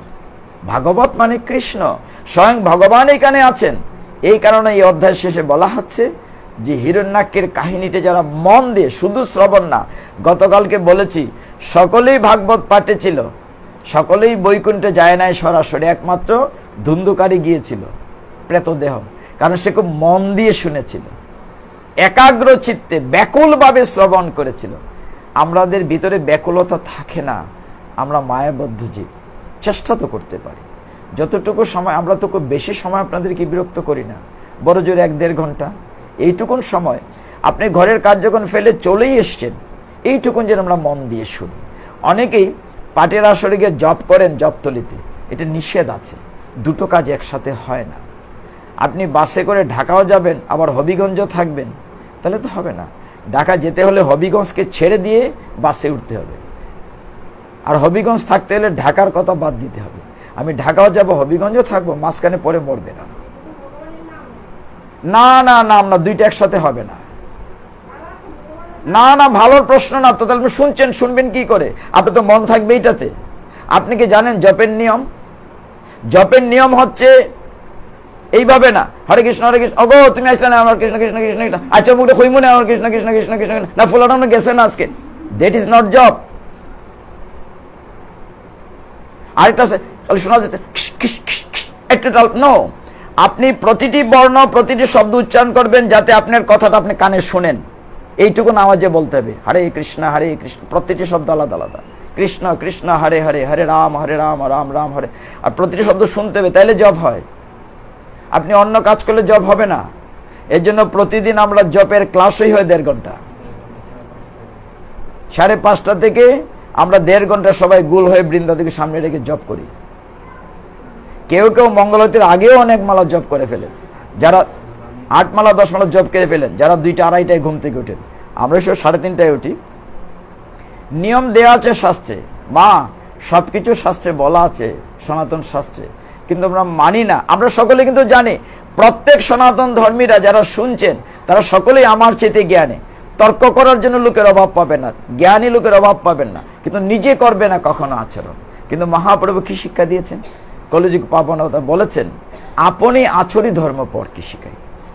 নিজে আগে আচরণ করতে হবে, তাহলে অন্যকে। এখন আমি যদি বলি যে বাড়িঘরের মোহমায়া ত্যাগ করতে হবে, থাকতে হবে কাজের লোকের মতো, যেমন একটা কাজের মেয়ে আপনার বাড়ির সন্তানটিকে স্নান করায়, খাওয়ায়, ঘুম পাড়ায় নিজের সন্তানের মতো, কিন্তু কাজের লোকটি জানে ওই বাচ্চাটা তার না, ঠিক ওইরকম করে সংসারে থাকতে হবে, কেউ আপনার না। ওই প্রেক্ষিতে সনাতন শাস্ত্র এই জ্ঞানগুলো দিয়েছে। যাই হোক, আমরা আরো 15 মিনিট আছে আমার হাতে সময়, 9:30টা শেষ করব। পরের চ্যাপ্টারে আমরা যদি না গিয়ে 7ম স্কন্ধে চলে যাই, তাহলে এখানে কপিল দেবের জয় এগুলো বাদ দেই। এই চ্যাপ্টারের সাথে আমরা 3য় স্কন্ধ, আমরা কোন স্কন্ধে আছি? 3য় স্কন্ধ। 3য় স্কন্ধের সাথে 7ম স্কন্ধ একটি স্কন্ধ আছে, কানেকশন আছে। আমরা হিরণ্যক্ষ মারা গেল, তারপরে কে থাকলো? ভাই হিরণ্যকশিপু। এই কাহিনীটি কত স্কন্ধে আছে? 7ম স্কন্ধে, ঠিক বলেছি কিনা? বলে এগুলো মনে রাখা তো কঠিন, কোন স্কন্ধে আছে? 7ম স্কন্ধে, হ্যাঁ 7ম স্কন্ধে আছে হিরণ্যকশিপুর তপস্যা বরপ্রাপ্তি, পুরো একটা চ্যাপ্টার প্রহ্লাদ মহারাজের। তাহলে আমরা 7ম স্কন্ধটা এটার সাথে শেষ করে নিই, তাহলে একটা স্কন্ধ শেষ হবে। 7 দিনে 12টা স্কন্ধ, এটা কি চারটিখানি কথা? তাও একটা স্কন্ধ এত বিশাল, 10ম স্কন্ধটা 91টা অধ্যায়, 90 তাও 2টা পার্ট, পূর্বার্ধ উত্তরার্ধ। 10ম স্কন্ধ মানে ভগবানের আবির্ভাব লীলা, ওই যে রাসলীলা, এই যে ইত্যাদি ইত্যাদি, পুতনাবধ ইত্যাদি, এলো একটা বড় চ্যাপ্টার। তা আমরা 7ম স্কন্ধে একটু আলোচনা করি, তাহলে একটা চ্যাপ্টার শেষ হয়ে যাবে। এটা আপনারা জানেন, তবু আলোচনা করি কেন? ওই চ্যাপ্টার শেষ হয়ে কিভাবে বলা হচ্ছে, যারা এগুলোকে মন দিয়ে শুনবেন তাদের সমস্ত পাপ বিদূরিত হবে, জীবনান্তে তারা অবশ্যই বৈকুণ্ঠবাসী হবেন। সেটা হচ্ছে হিরণ্যকশিপু। হিরণ্যকশিপু কার ছেলে? দিতির ছেলে। এইটুকুন মনে রাখলাম। কার ভাই? হিরণ্যাক্ষর ভাই, বড় ভাই। সে মাকে সান্ত্বনা দিয়েছিল, মা তুমি চিন্তা করো না, আমি হরির বংশ ধ্বংস করে দেব, আমি হরি বিদ্বেষী হব। ফলে সে তপস্যায় রত হয়েছে, খুব প্রচুর তপস্যা। আপনারা সমস্ত কাহিনী জানেন, আমরা নরসিংহ চতুর্দশীতে কথাগুলো বলি, কিন্তু আপনাদের সৌভাগ্য এই গৃহের কর্তা এবং গৃহের কর্ত্রী যে আয়োজন করেছেন, এই প্রেক্ষিতে আমাদের সৌভাগ্য হয়েছে আপনাদের মতো ভক্তদের চরণধুলি নেয়ার। আমরা ভক্ত সঙ্গ করার সুযোগ পেয়েছি, এই সুযোগটা তারা করে দিয়েছেন। হিরণ্যকশিপু এত তপস্যা করেছে, হিরণ্যকশিপুর স্ত্রীর নাম হচ্ছে কয়াদু, মনে আছে? কয়াদু। তিনি যখন তপস্যা করছিলেন, প্রথমবার ফিরে এসেছিলেন ব্যর্থ হয়ে, দ্বিতীয়বার যখন যাবেন তখন তার স্ত্রী ছিলেন সন্তান সম্ভবা। তার স্ত্রীর গর্ভে তখন প্রহ্লাদ, কয়াদের গর্ভে।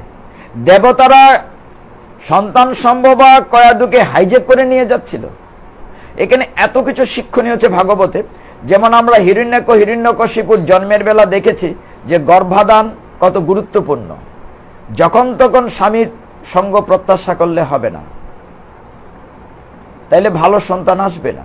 ঠিক এখন যে শিক্ষাটি বলা হচ্ছে যে একজন মা যখন বা একজন বধূ যখন মা হতে যান, তখন বেশি করে গীতা ভাগবত শ্রবণ করতে হবে। নারদ মুনি রাস্তাতে আটকালেন, এই দেবরাজেন্দ্র তোমরা করছো কি? একজন মহিলাকে নিয়ে যাচ্ছ। তখন হিরণ্যকশিপু গভীর বনে তপস্যায় রত, ওম ব্রহ্মায় নমঃ, মানে এক পায়ের উপর, আঙ্গুলের উপর দাঁড়িয়ে, মাথার উপর দিকে ওম ব্রহ্মায় নমঃ, তার মাথা থেকে আগুন বেরোচ্ছে, এত কঠোর তপস্যা করছে। তার স্ত্রীকে নিয়ে যাচ্ছিলেন দেবতারা হাইজ্যাক করে। নারদ মুনি বাধা দিলেন, তোমাদের লজ্জা নাই, শরম করে না যে তোমরা একজন মহিলাকে হাইজ্যাক করছো?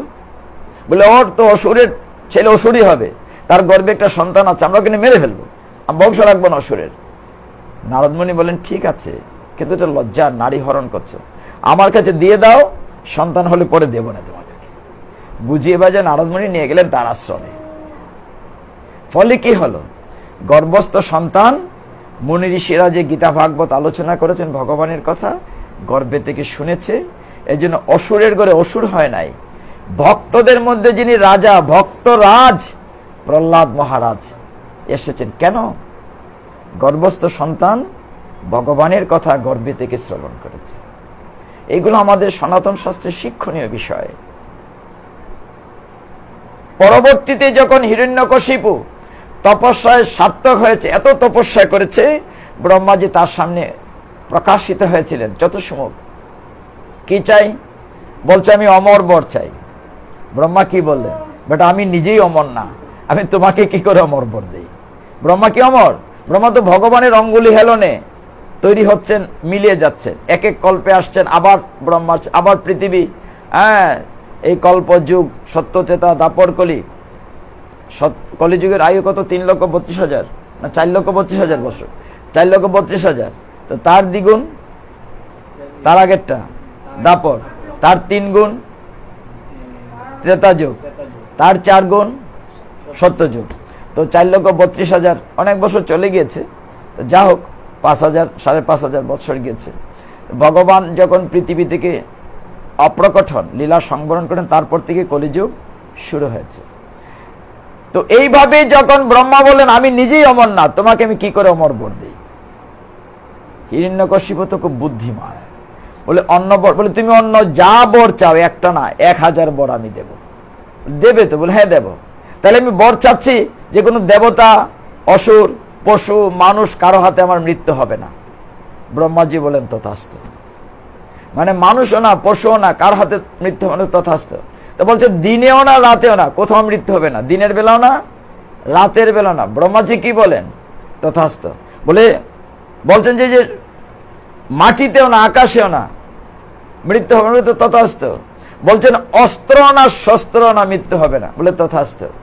এইভাবে সমস্ত বর্ষে চেয়ে নিয়েছে, দিনেও না রাতেও না, ঘরেও না বাইরেও না। এ সমস্ত কিছু শোনার পরে ব্রহ্মাজি চলে যাওয়ার পরে হিরণ্যকশিপু তো প্রভাব, মানে বিশাল শক্তিশালী হয়ে গেছে।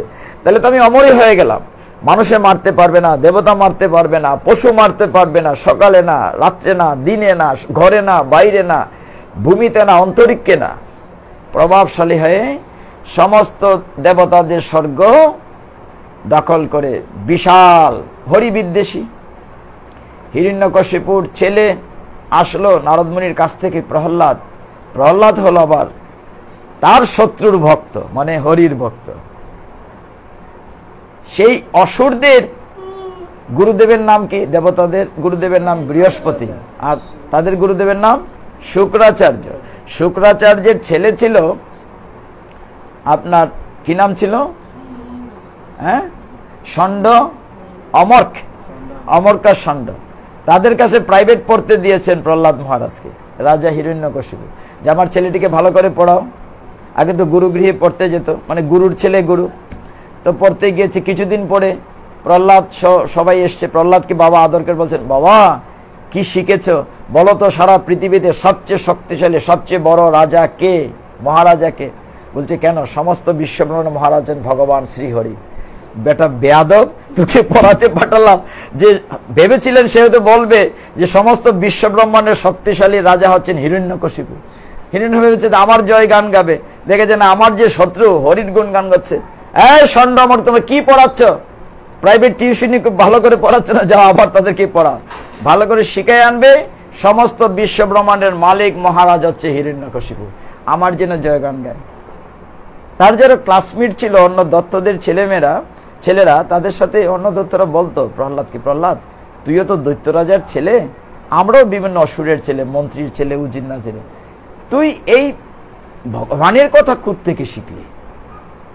তখন সে বলেছিল, শুনেছি আমি মাতৃগর্ভে থাকাকালীন নারদ মুনির আশ্রমে ছিলাম, মাতৃগর্ভ থেকেই আমি ভগবানের কথা শিখে ফেলেছি। তার বন্ধুদেরকে প্রহ্লাদ বসে সব ভগবানের কথা বলতেন।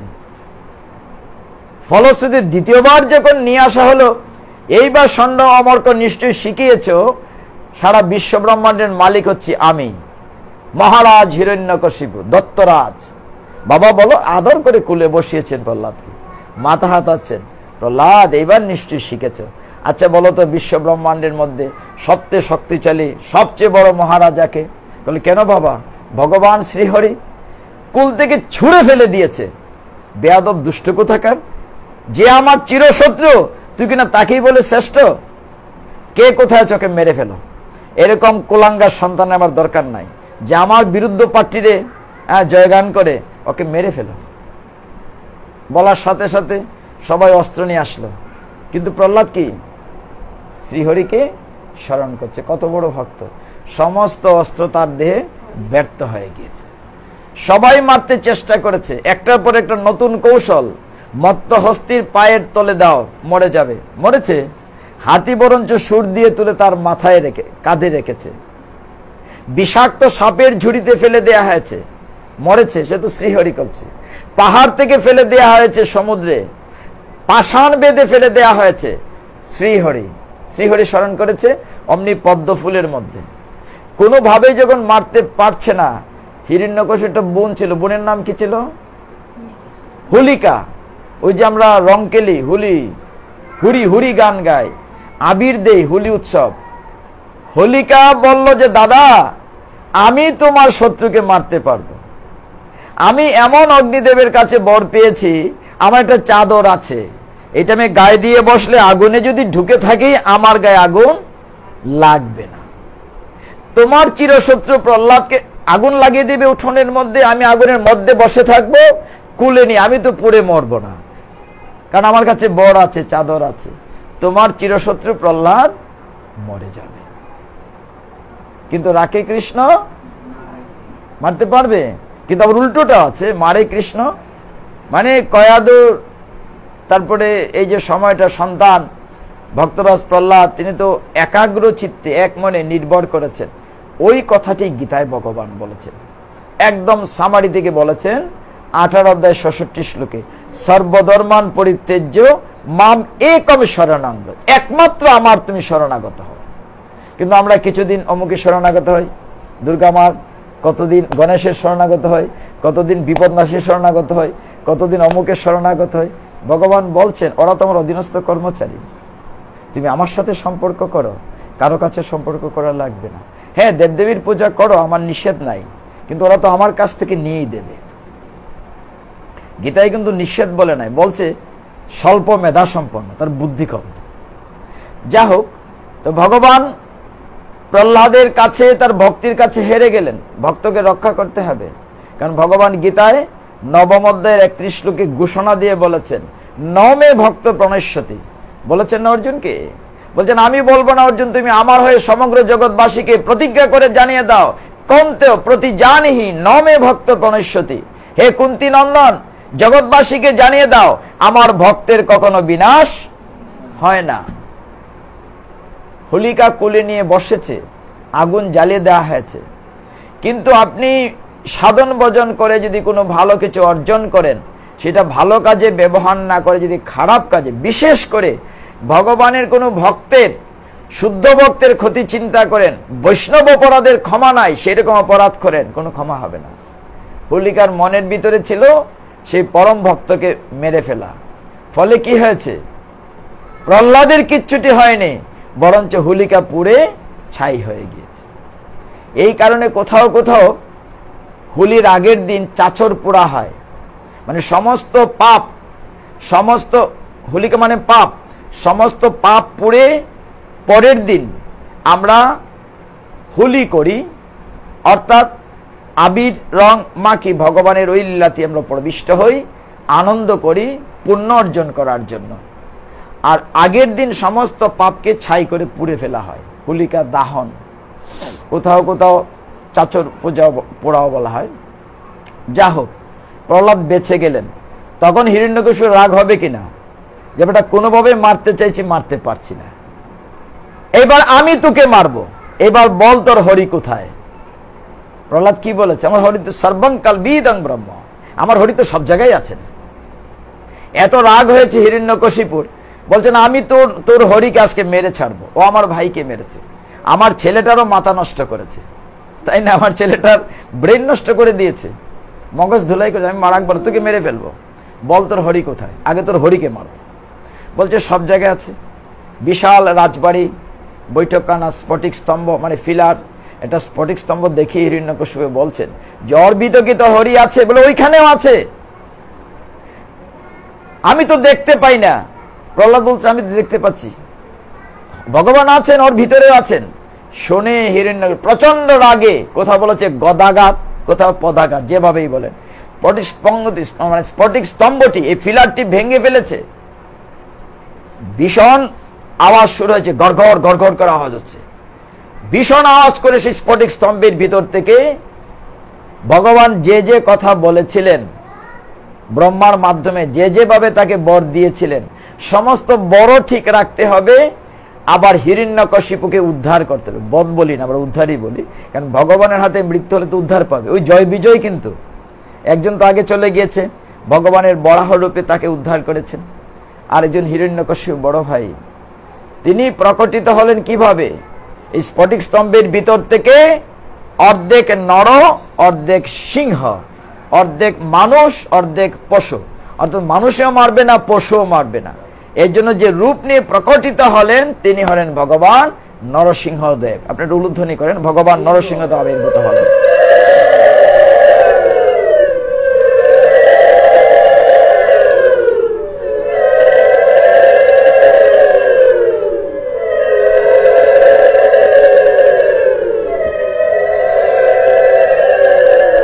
ভগবান যখন নরসিংহ আবির্ভূত হলেন, নরসিংহ চতুর্দশী আমরা পালন করি কখন, এবং এই চতুর্দশীটার উপবাস কতটুকু করি আমরা, মানে গুধূলি লগ্ন পর্যন্ত। এই প্রসঙ্গে অনেকে প্রশ্ন করেন যে কৃষ্ণের জন্য উপবাস করাকে মধ্যরাত্রে, রাধারানীর দুপুর পর্যন্ত, এক একজনের এক এক নিয়ম কেন? নিয়মটা আপনারা মনে রেখেছেন, আমি বলেছিলাম আরেকদিন, যে রূপে ভগবান যেভাবে যখন আবির্ভূত হন ঠিক সেই সময় পর্যন্ত, যেমন নরসিংহ আবির্ভূত হয়েছেন গুধূলি লগ্ন পর্যন্ত, সেইটুকুন উপবাস। গৌর পূর্ণিমা মহাপ্রভু আবির্ভূত হয়েছেন, সেই চন্দ্রগ্রহণ যখন চাঁদ আকাশে উঠেছিল, পূর্ণিমার চাঁদ, ততক্ষণ। রাধারানী মধ্যাহ্নে আবির্ভূত হয়েছেন, এই জন্য মধ্যাহ্ন।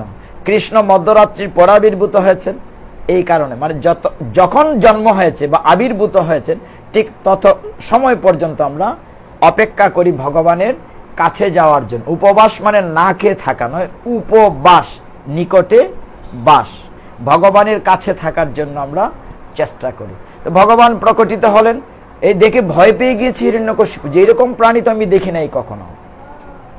অদ্ভুত না, অর্ধেকটা সিংহের মতো, অর্ধেকটা মানুষের মতো। অনেকক্ষণ ফাইট হলো। ফাইট মানে বিড়াল, বড় একটা বিড়াল যে ইঁদুরের বাচ্চার সাথে খেলা করে, ছাড়ে ধরে, ওরকম হিরণ্যকশিপুর সাথে। আর দিকে প্রহ্লাদ মহারাজ দাঁড়িয়ে দেখছেন, ভগবানের ভয়ঙ্কর রূপ দেখছেন। এত রূপ ভগবান, তুমি কি না করতে পারো। অনেকক্ষণ পরে, যুদ্ধের পরে যখন ভগবান তাকে অপেক্ষা করছিলেন, কারণ ব্রহ্মা বর পেয়েছেন দিনেও না, রাতেও না, ঘরেও না, বাইরেও না, মাটিতেও না, অন্তরিক্ষ না। হিরণ্যকশিপু টেনে হিচড়ে চৌকাঠে নিয়ে গেলেন। আমরা মুরব্বীরা বলি চৌকাঠে দাঁড়াইও না, চৌকাঠটা হচ্ছে নরসিংহদেবের আসন স্থান।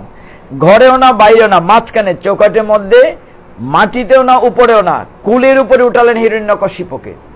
অস্ত্র না, শস্ত্র না, হাতের নখ দিয়ে শিলাটঙ্ক, আমরা বলি না যে পাথর যেভাবে ভেঙে ফেলে, নমস্তে নরসিংহায় আমরা যখন প্রার্থনা করি, আপনারা শুনলে অবাক হবেন, বিঘ্ন বিনাশকারী নরসিংহদেবের নাম প্রার্থনা করে যদি ঘর থেকে বের হন, আপনার কোনো বিপদ হবে না, বড় অ্যাক্সিডেন্ট থেকে বেঁচে যাবেন। দরজার উপরে যদি মন্ত্রটা লিখিয়ে রাখেন, ওম ঐশ্বর শ্রীমৎ, কথাটা কি আছে, ওম নমঃ ভগবতে বাসুদেব, এর একটা মন্ত্র আছে নরসিংহদেবের, শ্রী মহানিশ্চয়, হ্যাঁ, এরকম একটি চমৎকার একটি মন্ত্র আমরা দরজার উপর লিখে রেখেছি। এখানে বলা হচ্ছে যে আমার শত্রুকে হত্যা করো, হত্যা করো, আমার বিপদ থেকে রক্ষা করো, রক্ষা করো। হ্যাঁ, ঘোররূপী বজ্রনকায়, সেই করাল দন্ত, সেই ভগবান নৃসিংহদেব এতটাই ভক্ত বৎসল, প্রহ্লাদকে রক্ষা করার জন্য হিরণ্যকশিপুকে তিনি বধ করেছেন। কখন? গুধূলি লগ্নে, দিনেও না, রাতেও না, ঘরেও না, বাইরেও না। যখন হিরণ্যকশিপু বধ করে ফেলেছেন, ভগবান এতটাই রাগান্বিত থাকা অবস্থায় নরসিংহ রূপে, পৃথিবী প্রকম্পিত হচ্ছে ভয়ে, কেউ থামাতে পাচ্ছেন না। সমস্ত দেবদেবী প্রার্থনা করছে, আকাশ থেকে পুষ্প বৃষ্টি করছে ভগবানের উপরে, কেউ থামাতে পাচ্ছেন না। তাকে কে থামাবে? কেউ যখন, সবাই যখন ব্যর্থ হচ্ছে, লক্ষ্মী দেবী পর্যন্ত ব্যর্থ হচ্ছে নারায়ণকে থামানোর জন্য। হ্যাঁ, লক্ষ্মী দেবী ভয় পেয়ে পালিয়ে গিয়েছেন রূপ দেখে। তখন কার কাছে গিয়েছেন? ভক্তর কাছে, প্রহ্লাদের কাছে। ভগবান বলছেন না যে ভক্ত আমার মাতা পিতা, ভক্ত আমার গুরু, তাই ভক্ত আমার নাম রেখেছে।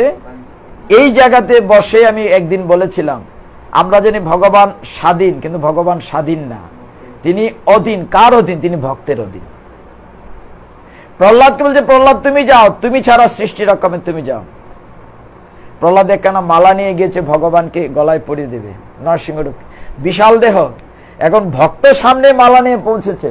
এখন ভগবান বাধ্য হয়ে, ছোট দুটো রূপ আছে দেখবেন, ভগবানের বিগ্রহ ছবি দেখবেন, একটা ভীষণ মানে করাল বদন ভয়ঙ্কর, আরেকটা আছে প্রহ্লাদকে যখন আদর করছেন, কুলে উঠে ওই যেমন জিভা দিয়ে চেটে চেটে আদর করছেন, মা সন্তানকে আদর করে এরকম লেহন করে আদর করছেন।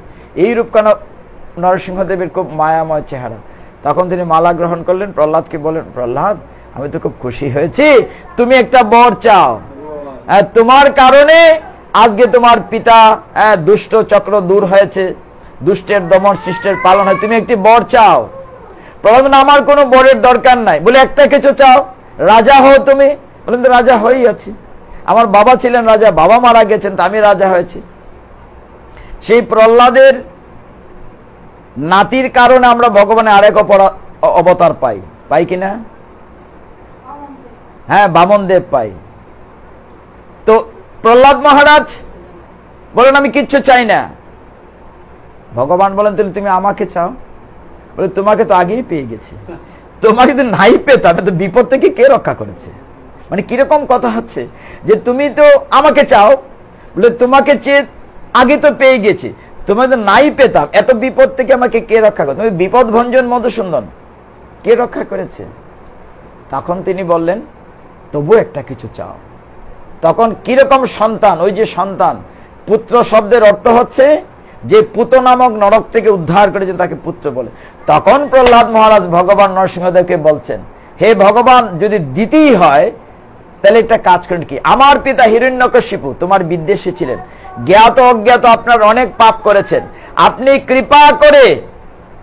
কৃপা করে আমার বাবার সমস্ত পাপ মাফ করে দেন। নিজের জন্য কিছু চেয়েছে প্রহ্লাদ, নিজের জন্য চেয়েছে। কার জন্য চেয়েছে? তার পিতার যে অনেক পাপ হয়েছে তাকে তুমি ক্ষমা করে দাও। ভগবান বলেন, তথাস্তু। তো এইভাবে ভগবানের কাছে একাগ্র চিত্তে, সব কথা শেষ কথা, ব্যাকুলভাবে ভগবানকে ডাকতে হবে। আমি এইটাও করব সেটাও দুটো একসাথে না।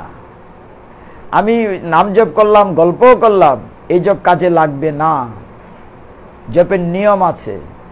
জপটা সবচেয়ে ভালো হয় সকালবেলা। যদি আপনারা সকালবেলা সময় পান, ভোরবেলা নিরিবিলি পরিবেশে, তখনই জপটা সুন্দর হয়। আপনি জপের আওয়াজটা করবেন, আওয়াজটা এমনভাবে হবে, খুব জোরেও না আবার আস্তেও না, শব্দটা যেন প্রত্যেকটা বর্ণ শব্দ আপনার কানে নিজে শুনতে পারেন, এইভাবে হবে একাগ্র চিত্তে। তো এইভাবে আমরা এখানে শেষ করব। 9:30 পার হয়ে অনেক দূরে চলে যাচ্ছে ঘড়ি, আমার দোষ নাই, ঘড়ির কাটা যাচ্ছে। তা আমরা এইটুকুন বললাম। কালকে আমায় ক্ষমা করবেন, আগামীকাল আপনারা কৃপা করবেন, শ্রীমঙ্গল থাকব। কালকে গুরুদাস বণিক আসবেন, আমি 3য় স্কন্ধ পর্যন্ত গিয়েছেন, 4র্থ স্কন্ধ থেকে আলোচনা করবেন। আমি এরই ফাঁকে আরেকটা স্কন্ধ শেষ করেছি, 7ম স্কন্ধ, যাতে করে আমি 7 দিনের ভিতরে শেষ করতে পারি। তো আমার ভুল ত্রুটি ক্ষমা করবেন। কালকে গুরুদাস বণিক আসবেন, একজন প্রাইমারি স্কুলের হেড টিচার, প্রচণ্ড জ্ঞান রাখেন। ওনার আরেকটি বড় গুণ আছে যেটা আমার নাই, উনি গান বাজনা করতে পারেন। আমি এগুলো কিছুই জানি না, আমি একেবারে বেরসিক মানুষ, অসামাজিক মানুষ। তো ওই দিক থেকে আপনারা আমার প্রণম্য, আপনারা সকলেই জ্ঞানী। এখানে যে স্বয়ং বৃহস্পতির শিষ্য আছেন, এখানে বৃহস্পতির কাছ থেকে গান শিখে এসেছিল, অর্জুন নৃত্য শিখে এসেছিল। এখানে গন্ধর্ব কিন্নরী অনেকেই আছেন, যে গুণ আমার নেই। তা আমার অপরাধ ক্ষমা করবেন। আজকের মধ্যে এখানে আমরা বিশ্রাম রাখছি, সকলে মিলে কৃষ্ণ নাম করে। হরে কৃষ্ণ কৃষ্ণ কৃষ্ণ হরে হরে, হরে রাম রাম রাম হরে হরে, হরে কৃষ্ণ কৃষ্ণ কৃষ্ণ হরে হরে হরে রাম রাম রাম হরে হরে হরে কৃষ্ণ কৃষ্ণ কৃষ্ণ হরে হরে হরে রাম রাম রাম হরে হরে হরে তৎসৎ। উলুধ্বনি করেন। Subscribe to our YouTube channel.